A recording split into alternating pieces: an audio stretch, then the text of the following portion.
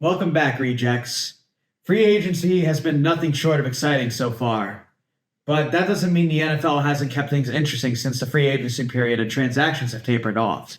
The biggest thing to talk about is the series of new rules that were issued by Roger Goodell and the NFL owners after they had a brief meeting up. Well, one of them is pretty exciting as far as kickoff rules go.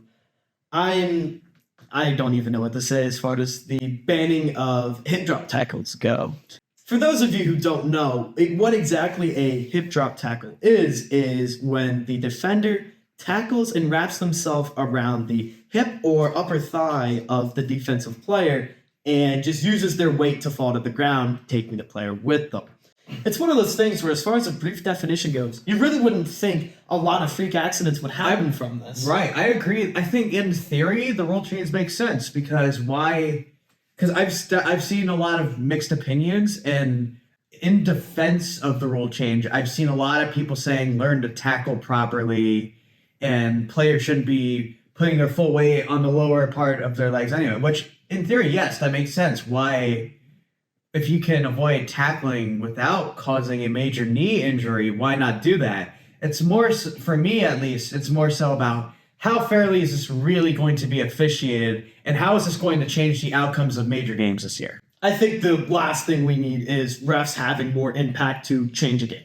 That's the last thing we need, and unfortunately, it almost makes sense because it gives the NFL more ways to throw games when games aren't going the way that they want them to. Especially now that they've introduced a new a policy to their officiating where roughing the passer and intentional grounding are reviewable after the flag is thrown. Things are going to be really interesting with the officiating this year. Yeah, there's already a huge mess of stuff that could go on with officiating this upcoming season. And I know one thing that I find very interesting about the hip drop tackle is the whole reason is it's supposed to allow for smaller players such as corners, to be able to successfully tackle tight ends. Right. That's one of the biggest things is, also, especially the fact that defensive players aren't allowed to hit high anymore. Now they're not allowed to hit low anymore. Where are they supposed to hit? What exactly are you supposed to do? It's kind of one of those things that I'm with a lot of the defensive players as to where it's not something that gets you knee injuries a lot. Right. It's not like a helmet to the knee. It's just something that it's a freak accident. This whole rule change stemmed over Mark Andrews getting hurt. Name another. I can't name another instance where it went painfully wrong for the use of the hip drop. The only other player that I've seen, just off the top of my head, was Kenny and Drake made a comment about it, saying that this is basically what ended his career with his knee injuries, and he supports the rule change. But you were talking about two players right now. That's interesting too, because a hip drop tackle, that doesn't make as much sense for a running back per se. Right. That's like a main tight end problem. Right. Which it's one of those things where also, again, as an official, how are you going to review what exactly was what exactly is going to be the big difference between dropping your weight when you tackle low versus just hitting at the waist? Right. It's going to be very sticky to officiate at the very least, if we're lucky. And then the other big decision that came out of that owners meeting was the new kickoff rules that they decided to go ahead. Yes, which it's interesting because there's two parts to these kickoff rules. There's obviously the kickoff formations, which we'll get into here in a second, but onside kicks are now required to be declared with the referees and only allowed in the fourth quarter, which basically eliminates any remaining use the onside kick had, which there's been rules that have been enacted over the years that have just mitigated the effectiveness of onside kicks. And at this point, we might as well move to the 4th and 15 play in the fourth quarter to have a chance at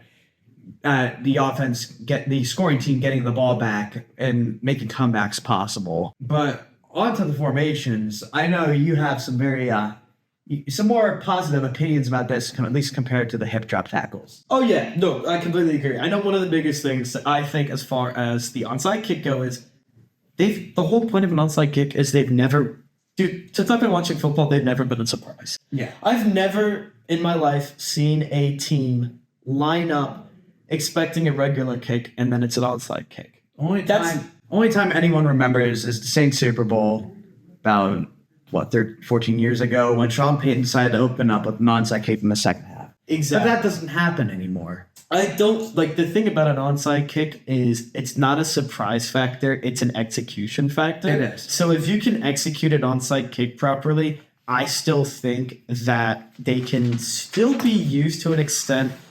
I think that's kind of a minuscule part of the rule just because they have such a low chance of working anyway. I'm actually honestly more of a bigger fan of going with that 4th and 15 situation, as you said. Which many people have expressed that sentiment. And realistically, we'll probably see that rule change coming in the next couple of years. It allows a lot more skill to be used. And it honestly, I like the fact that it does increase the importance of a quarterback. Because it finally allows for a team to use their quarterback when they're desperate down late. Yes.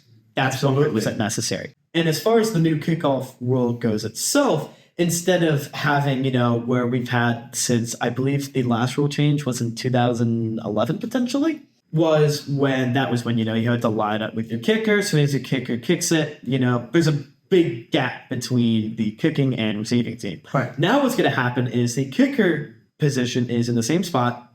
And now I believe they line up 5 yards apart on the receiving team's 40 and 35 yard lines. Yeah, they have the same formation, just opposite of each other now. Right.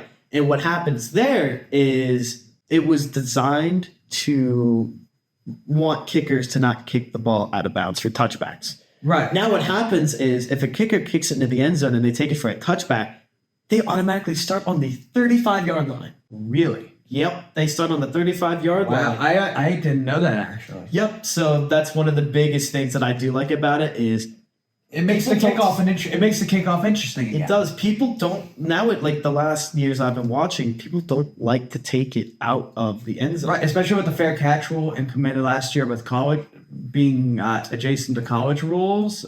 It really just eliminated any excitement of the kickoff. It really did. And now what happens is it's improvement from a safety perspective too, is because when you have the players line up so close to each other, there's no surprise blocks anymore. There's no blind sides. There's nothing like that. So not only does it improve player safety, it makes it more interesting because since we moved the place kicker spot up 5 yards, touchbacks went through the roof. Right.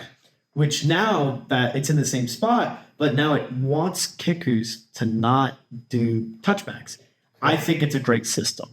I think it's definitely going to be interesting to watch. I'm not sure how it's going to play out in practice, just because how we think of things and how it actually ends up usually end up being two different things, especially in the league nowadays. But I think it overall it is a positive, and I think it's going to make the game more interesting overall. And I do hope that improves to the kickoffs in general, because if with having two returners back and having that much field ahead of them, it's going to be interesting. However, rest in peace to the big man touchdowns and the big man returns. They'll be gone, but never forgotten. One thing that I like about it is instead of, I know some people are saying, if you wanted to get rid of touchbacks, just move the place kicker 5 yards back again and that eliminated. The thing I like about this is it still gives a team to force a touchback when they need it. Yeah. Just think about it. Imagine you have a lead in the game and you still don't want to risk the potential of a kickoff return touchdown. Or just a big kickoff return in general, because if you're a team who's kicking off, you're ahead by a touchdown or less with less than a minute in the fourth, the other team has no timeouts. Why? You don't want to let them get to the 50 if they can help it. Especially if you have a bad special teams unit, force them at the 35 right, instead of giving them the chance to take it to the 40 or even the 45. And on that note, I think this rule could lead to a greater emphasis on spending for the special teams roles in general, because now having a quality kick returner, a quality kicker, it's going to be more important in having guys who can tackle and block on special teams now. It's not going to be just for throwaway guys. It might not end up being for throwaway guys like it is right now, or depth pieces. Look at what the Steelers just did. Speaking of which, they just brought in Cordarrelle Patterson on a 2-year, $6 million deal. I mean, why wouldn't they? He's a free agent, and he leads the NFL all time in kick return touchdowns. Exactly. It gives positional value back to returners and it back to special teams. Exactly. I think that's something the NFL's been missing for a long time. And I think that's a great move by the Steelers, honestly. Yeah, he's a bit older, but one thing that never goes away with age is ball vision. I mean, the fact that someone like Cordarrelle Patterson can see the field so well when he has the ball is going to make it even better. With these new rules for kickoffs. I mean, imagine how he was that good back in 2015, 2016 on kickoff return touchdowns when it was the harder way to get them. Yeah. There's a chance he could have a field day with these if he really wants to. I guess only time will tell. And now the big risk is when players get players like this, when the teams get players like this, is the big question going to be risk it or start them off at the 35? It's a big question that is going to make special teams really all that more important. And that's why I'm a huge fan of it, honestly. Absolutely. And to our special teams, please remember to like, subscribe, and share with your friends. On to some free agency updates. While it's not as exciting as the initial after the initial tampering period was lifted, we do have some big name signings and trades. And I'd like to lead us off with the Hassan Reddick trade. The Eagles have had Josh Sweat and Hassan Reddick on the trade block for some time now. And with the Josh Sweat restructure, it was only a matter of not if, but when Hassan Reddick was traded. And the Jets bit. They sent off a conditional 2026 third-round pick for him. So what are your thoughts on this? Yeah, that's right. And to real quick state what the conditions of this pick are. Essentially, in order for this conditional third-round pick to become a 2026 second-round pick for the Eagles, Hassan Reddick would have to have a combination of, I believe it was 10 plus sacks and 67.5% of playing time of snaps played in 24. Correct. Which I think it's a good move for them. They replaced Bryce Huff with the guy who's been solid and a guy who benefits from a good D line because they have guys like John Franklin Myers still on that line and Quentin Williams, I believe, still. Yeah. And I think, and they didn't give up much. They gave up a third rounder, potentially a second rounder 2 years from now. And even if they don't end up extending him, which I've heard there's not really any talks going on right now about a Hassan Reddick extension with them. But even if he leaves a free agency after next year, they will get a compensation pick back in return. It's kind of a win-win for both teams, in my opinion. The Jets get a valuable replacement for Bryce Huff, and the Eagles get some solid draft capital down the line. Yeah, it's a pretty interesting situation because those are both teams that are in a win-now mode, especially after the fact that both of their seasons did, in fact, not go the way that either of them planned. And I should mention, too, with the trade, the Jets took on the majority of his $14 million salary for 2024, too, as well. So that I believe that explains why it's a 2026 third and not a 2025 third. That's true. Because they took on all that salary. $14 million is not a terrible amount necessarily, but it's still not an insignificant number. Right. I do think it's a very interesting case scenario. It's kind of funny how basically it's almost like they traded edge rushers in a way directly. It was pretty much a swap. It pretty much was, in the fact that, Bryce Huff ends up going to Philly on like about a $16 million average deal. And Bryce Huff's kind of more of a boomer bust guy because he only played just under 500 snaps, I believe, on the defense last year. And Hassan Reddick's a guy who's been fairly frequent in the rotation, all things considered. Jets get veteran experience and a guy who has put up good numbers for the past few years. And the Eagles get a younger, more developmental guy who could put up the same numbers on a better deal at a younger age. Yeah, one thing I saw that was actually very interesting with Hassan Reddick is over the past 4 years, I believe, there's only 2 players that have put up 10 or more sacks in the last 4 seasons. Myles Garrett, Hassan Reddick. Wow. And I would like to say that I don't believe Hassan Reddick is nearly the player Myles Garrett is, but it speaks to his production as he's good when he has a good supporting cast. He can't be the number one guy.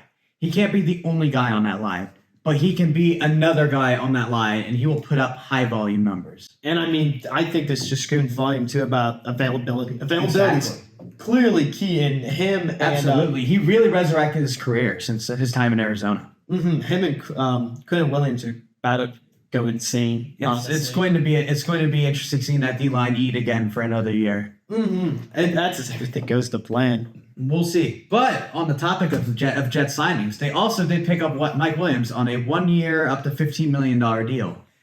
Which, if MetLife doesn't eat his ACL, then not a bad signing. But I think he's a good, solid number 2 option on the other side of Garrett Wilson. Another weapon for Tyrod Taylor to throw to. We're not counting on Rodgers' availability over here. But I think solid signing. It's really going to be, is he going to make it through the entire season? It's really dependent on his injury history, or his futures with injuries because of his injury history. Right. I definitely think it's a situation where, you put him on a 1 year deal. The Jets are obviously going all in. So I think it's a good signing based on their current situation. And I believe he's going to be very complimentary to Garrett Wilson. Absolutely, for all 7 games that he plays. I hope he stays on the field longer. It's just so hard to depend on him knowing his history as is. And I think $15 million is probably an overpay. I think they could have gotten a better deal out of that personally, especially considering he was just on the open market. But it was one of those necessary overpays because they did not have another option on offense out of Garrett in that receiving core outside of Garrett Wilson. I think it's one of those things where that's an overpay, not necessarily because of the player, but it's because of free agency. Free agency always leads to somewhat of an overpay. And with the value of the wide receiver position having gone up exponentially since the Christian Kirk extension, it makes sense. It does, and it is one of those things too where, if they even, the Jets, they're going all in, so I think it's one of those things where you do have to pay for the guy you want in a win-now mode. And Correct. you're willing to overpay for this current season in order to do that. And it's a 1 year deal, so if he gets injured or things don't work out, there's really not much. They don't lose out on that much. But on the topic of wide receiver extensions that many people might consider overpays, the Jerry Jeudy extension recently happened. Obviously, in our first podcast episode, we touched on the Jerry Jeudy trade from the Broncos to the Browns, which if you missed it, go watch that first episode. But 3 years, $58 million. I think with a guy who had a year left on his rookie deal, I don't understand why they rushed to pay him necessarily. However, it does kind of make sense given Amari Cooper might be on borrowed time, especially with that Deshaun Watson deal looming over. It makes sense, but if it were me, I think they could have waited on that extension. Oh, remember, the way that these contracts go is one of the big examples of this for the Jalen Hurts contract is the fact that when you do have an early extension, the deal gets signed, but it does not start until the current contract is over. Right. So it is one of those things where I think it's an interesting scenario, and it is showing the fact that the wide receiver position's value is currently exploding. I don't think Jerry Jeudy is going to be a number 1 wide receiver, and I don't think he's going to be a multi-thousand-yard guy. But at the same time, I believe he is a very consistent and available wide receiver too. He's a guy who I think he still has a lot of potential. He was on a pretty bad Broncos team who didn't really have the greatest QBs throwing to him, even when Russ had his bounce back year last year. However, one of his consistent problems, especially in his early years, was drops. Right. Which that's a killer for a guy, especially a guy who's drafted in the early to mid first round, where you don't expect them to have drop issues like that necessarily. Mm-hmm. However, he's a guy. He's still young. He hasn't been great, but he's been consistent with his volume. He's had multiple 750 plus receiving yard seasons over the past few years. He dealt with injuries, I believe, in 2022, 2023. But I think overall, especially with the uncertainty around the Browns offense, I think Jerry Jeudy has the opportunity to carve himself out a role as a solid cornerstone to that offense. Could be a potential multi-year 1,000-yard receiver. I don't think he's not going to be in that top tier with guys like Justin Jefferson, Jamar Chase, and CeeDee Lamb, but Tyreek Hill, of course. But I think he could be he'll be a good wide receiver to potentially low end wide receiver 1 potential.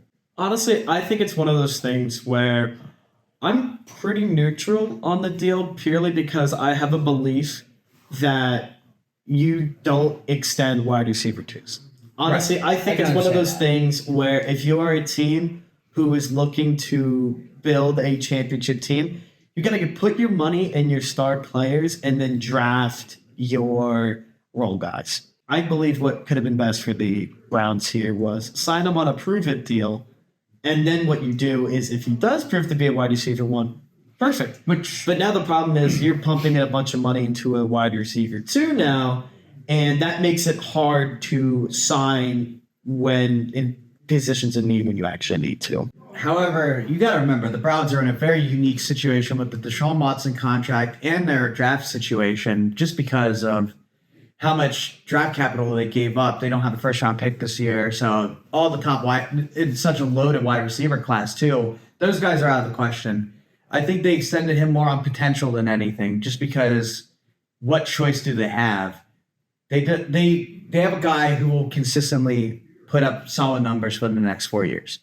And now, onto the defensive side of the ball, Chase Young recently signed a prove-it deal with the Saints, 1 year, $13 million, which I think that was he's a good replacement for Marcus Davenport, who recently left in free agency.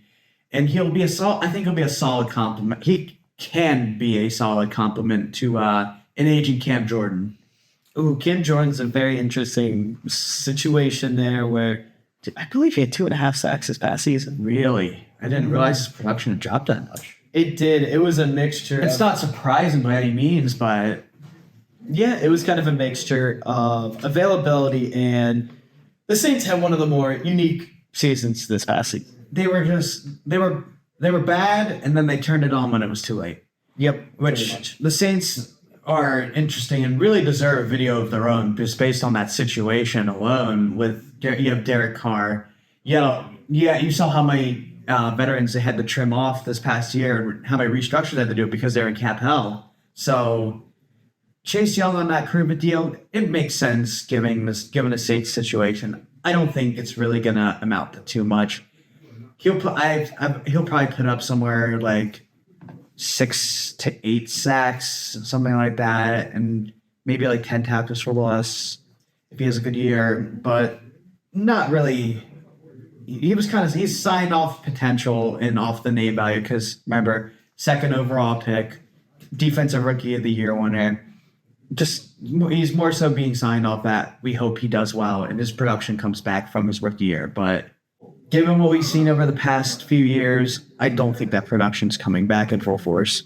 Honestly, I'm not a fan of this deal, not because of what they gave him, but actually because I believe the Saints are in a position they finally need to give up and rebuild. Yeah, the Saints have been avoiding the rebuild since Drew Brees' retirement after 2020, and they've just been doing stopgap fixes, and those issues really stem beyond their free agent signings. Dennis Allen's not a great coach. Derek Carr's a question mark at QB. I don't want to get too much into it because, like I said, really deserves a video of its own based on how unique the situation is. But I think Chase Young being signed on that deal is the least of their concerns. Final thought with that, honestly, I believe if a team like the Lions make this signing, I believe that would be a lot better. But just because of their situation, it's like a bad deal for me. Yeah, they don't have that talent on defense that other teams like, say, the Jets and the Eagles and the Rams have on their D-lines. Exactly. And the Giants, too. It just feels unnecessary for where they are. That's pretty much it, honestly. Agreed. Now, on to more interesting edge rusher signings. Jadeveon Clowney has signed with the Panthers on a 2-year, $20 million deal, which, they had Yuta Gross-Matos leave in free agency for the 49ers. And it makes sense. He had a career year in Baltimore this past year, which is he a merchant of that talented defense with Justin Madubuike, Roquan Smith, and Patrick Queen or not? We'll find out with this deal, but given the Panthers just being in absolute hell right now with all of their situation, no first-round pick, they're just an absolutely terrible team with a terrible roster. I think they're in a position where they sign the guys that they can get and whoever they can really convince to sign with their organization, it's not a great signing in my opinion, just because I don't think Jadeveon Clowney is going to perform well without having a lot of support on the D line. But it's a signing that makes sense given their situation. Yep, I'm on the page. If I think that's a signing that makes sense because you need some sort of veteran presence. They lost nearly all their veteran presence on that defense. So while maybe may not be the best performer on the field, you're at least getting a guy who could potentially lead a locker room. Based on that alone, I don't think you can go wrong with this deal because it's not a high expectation deal. It's not. You're right. And I don't know how it's structured, but considering he's an aging edge rusher, I'm sure there's room in there for them to cut him after this first season. Like I said, I don't remember the contract deals off the top of my head. Maybe our editing guy can throw in those contract deals on a graphic. But it's interesting just because Jadeveon Clowney has just been a big name ever since he got drafted number 1 overall in 2014. He never really lived up to the hype, especially playing across J.J. Watt. It's just interesting to talk about because name value, and he recently put up a career year. Now, on to a guy who's actually put some production behind that name. L'Jarius Sneed recently got traded from the Chiefs and escaped the franchise tag to the Titans for a 2025 third and a 7th round swap. And the Titans extended him to a 4-year, $76 million deal. Fantastic signing, in my opinion. So he's going to be a great cornerstone to the Titans defense for years to come, especially given they lost Kevin Byard last year on the secondary. And it's a team that they're getting star pieces together. They're a team that could potentially make a run for the AFC South if things go their way. I think I'm a huge fan of the signing as well. Clearly, in Tennessee, Caleb Farley's not their guy. No, clearly. Absolutely not. That is honestly clear as day. That's a team that does not have a lot of defensive back pieces. And, L'Jarius Sneed is a phenomenal corner. It's a deal where I still believe he has a year to get even better as a player. Oh, for sure. It's one of those things where you're paying for potential there. And, you have a guy like Simmons on the D-line there that's just going to be... He's an absolute one-man wrecking crew. Exactly. So combining him with that is still going to be the same idea as L'Jarius Sneed when he was with Chris Jones. Yep. So I don't think there's going to be a regression at all. That's just a great signing for a defense that needs it. And considering this is a team that's already developing on offense with Levis, the recent Calvin Ridley, and Tony Pollard signings, the Titans have, especially with the signing now, they have potential to make a run at a wild card spot in a vaunted AFC. They're clearly making it. They're making it clear that they're going to attempt to make a run for the AFC South crown. Yes, they are. And we don't know a lot about the Texans right now. Last year could have been a total fluke. I don't want to infer that CJ Stroud's a fluke or Will Anderson's a fluke or anything was a fluke last year with them necessarily. But we've seen this before. We saw the Jags come back and win the AFC South, and then everyone projected them to be potential championship contenders, and they fell off. So who's to say the same fall-off doesn't happen to the Texans? We just don't know right now. Now, on to an exciting signing for me, personally.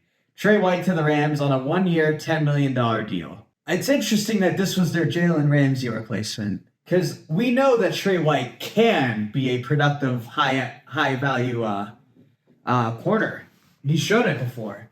But unfortunately, due to his injuries over the past few years, he just completely fallen off, and it's interesting. I'm glad the Rams gave him this proven deal, given how horrible their corner room last year was with Darion Kendrick, Toby Durant, and Ahkello Witherspoon.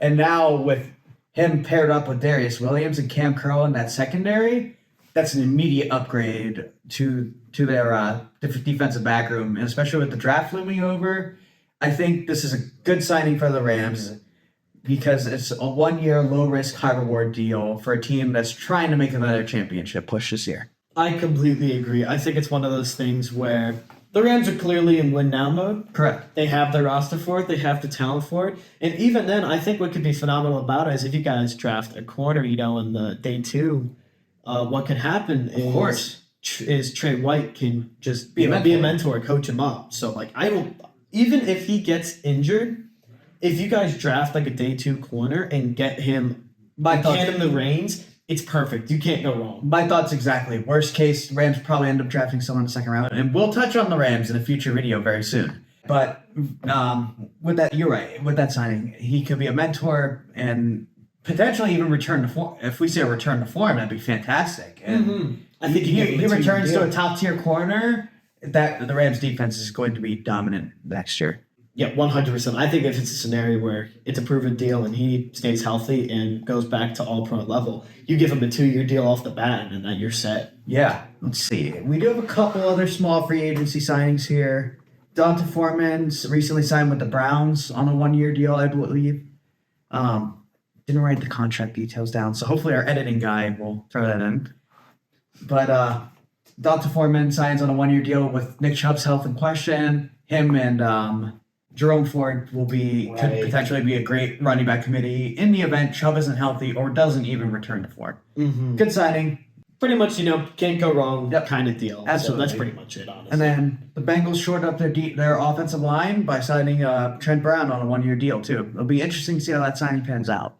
Yeah, I think that's a good idea to bring in competition to an offensive tackle spot that desperately needs it. Absolutely. So I think it's another one. And with Joe Burrow's injuries this past year, any help on that offensive line is a positive. For sure.